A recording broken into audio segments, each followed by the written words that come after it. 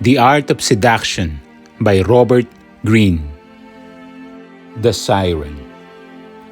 A man is often secretly oppressed by the role he has to play, by always having to be responsible, in control, and rational. The Siren is the ultimate male fantasy figure because she offers a total release from the limitations of his life. In her presence, which is always heightened and sexually charged, the male feels transported to a realm of pure pleasure. In a world where women are often too timid to project such an image, learn to take control of the male libido by embodying his fantasy. The Rake. A woman never quite feels desired and appreciated enough. She wants attention, but a man is too often distracted and unresponsive. The Rake is a great female fantasy figure. When he desires a woman, brief though that moment may be, he will go to the ends of the earth for her. He may be disloyal, dishonest, and immoral, but that only adds to his appeal. Stir a woman's repressed longings by adapting the Rake's mix of danger and pleasure. The Ideal Lover. Most people have dreams in their youth that get shattered or worn down with age. They find themselves disappointed by people, events, reality which cannot match their youthful ideals.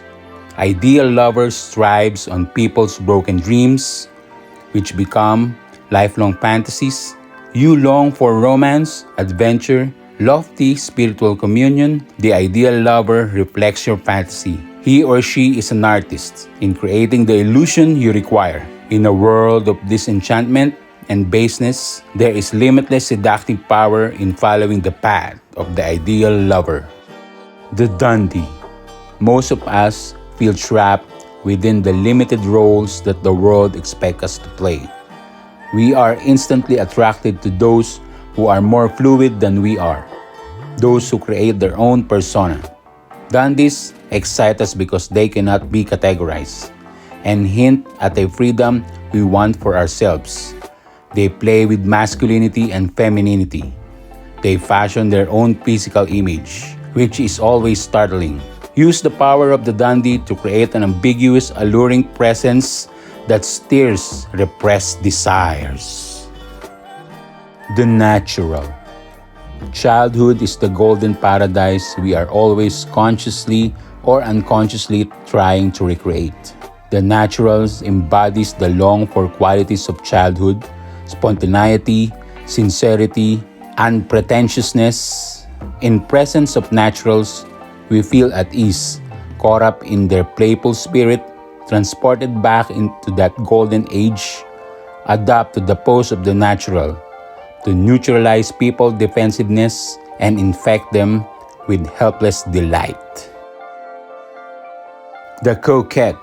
The ability to delay satisfaction is the ultimate art of seduction. While waiting, the victim is held in thrall. Coquette are the grandmaster of the game, orchestrating a back and forth movement between hope and frustration.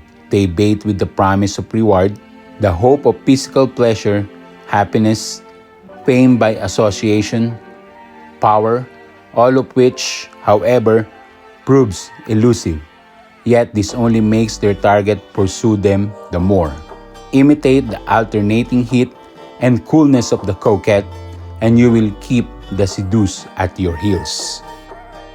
The Charmer. Charm is seduction without sex. Charmers are consummate manipulators, masking their cleverness by creating a mood of pleasure and comfort. Their method is simple. They deflect attention from themselves and focus it on their target. They understand your spirit, feel your pain, adapt to your moods. In the presence of a charmer, you feel better about yourself. Learn to cast the charmer's spell by aiming at people's primary weaknesses: vanity and self-esteem. The Charismatic. Charisma is a presence that excites us. It comes from an inner quality, self-confidence, sexual energy, sense of purpose, contentment that most people lack and want. This quality radiates outward, permeating the gestures of charismatics, making them seem extraordinary and superior.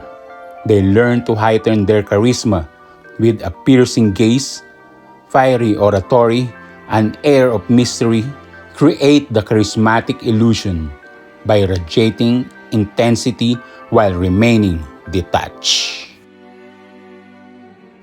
The star.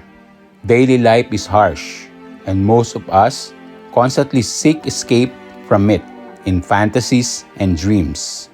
Stars feed on this weakness, standing out from others through a distinctive and appealing style.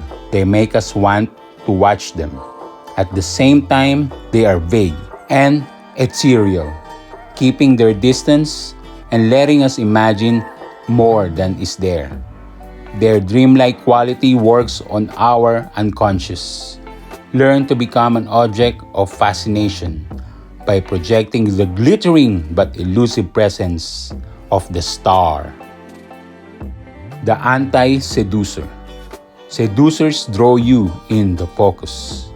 Individualized attention they pay to you.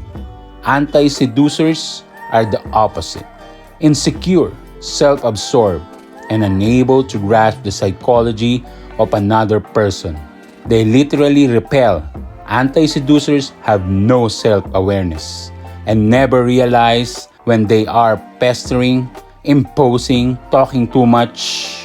Root out anti-seductive qualities in yourself and recognize them in others. There is no pleasure or profit in dealing with anti-seducer.